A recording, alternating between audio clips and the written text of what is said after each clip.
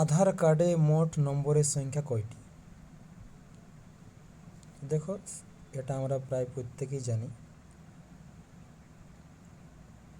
এদিকে কিন্তু ডান দিকে কিন্তু আধার কার্ডের ছবি দেওয়া হয়েছে। এর সঠিক উত্তর হলো গিয়ে 12টি।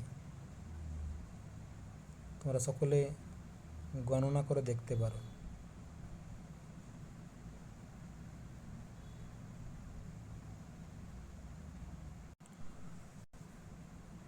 পরবর্তী প্রশ্ন, ধারা 371C কোন রাজ্যের বিশেষ মর্যাদার কথা বলা হয়েছে?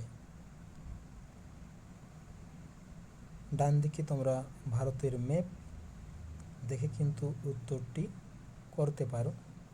আশা করি তোমাদের প্রত্যেকের কাছে উত্তরটি পরিষ্কার হয়ে গিয়েছে। এর সঠিক উত্তর হলো গিয়ে মণিপুর।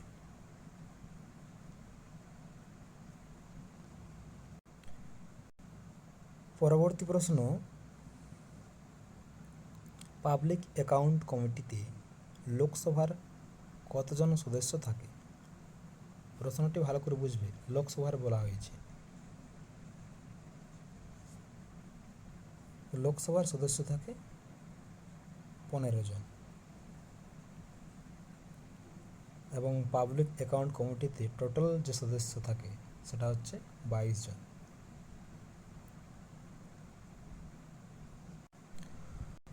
পরবর্তী প্রশ্ন, সংবিধান অনুযায়ী প্রধানমন্ত্রী ভারতের কততম নাগরিকের সম্মান পান? এর সঠিক উত্তর হলো গিয়ে 3য়। এবং আমাদের বর্তমান যিনি প্রধানমন্ত্রী রয়েছেন তিনি হচ্ছেন নরেন্দ্র মোদী।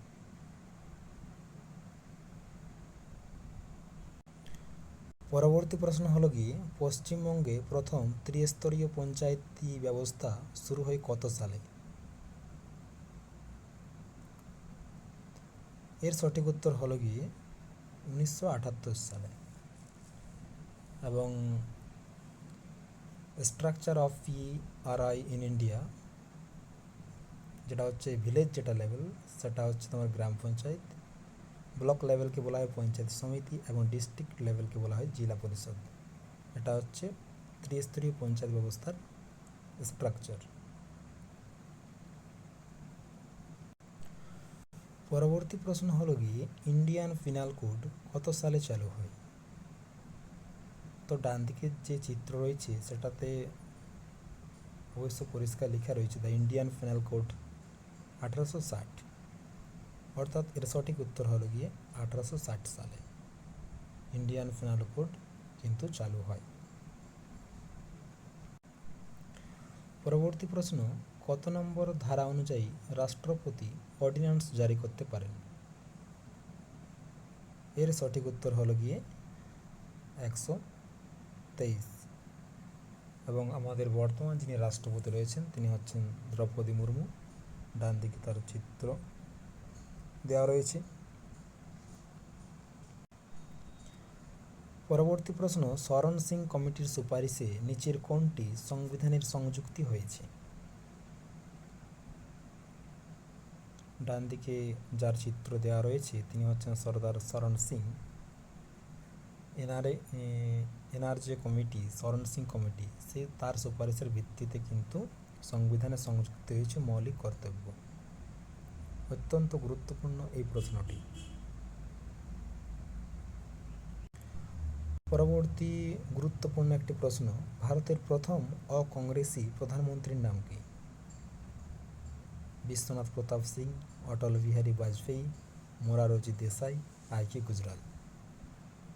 যদি তোমরা ডান দিকে চিত্রটি দেখে বুঝতে পারছো উত্তরটি কি হবে তো একটু চেষ্টা করতে পারো। এর সঠিক উত্তর হলো গিয়ে মোরারজি দেশাই। ডান দিকে এনার চিত্র দেওয়া রয়েছে।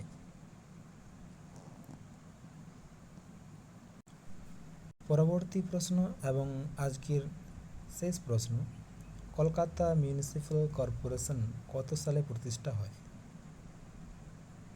এখানে যে অপশানগুলো দেওয়া রয়েছে তার মধ্যে সঠিক উত্তর হলো গিয়ে 1876 সাল।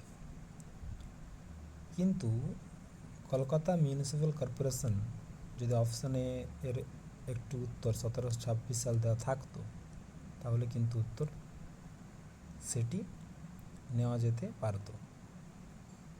যা হোক, অপশান এখানে 1899, 1876, 1896, 1924, তার মধ্যে কিন্তু 1876 সালে কলকাতা মিউনিসিপ্যাল কর্পোরেশন প্রতিষ্ঠা হয়।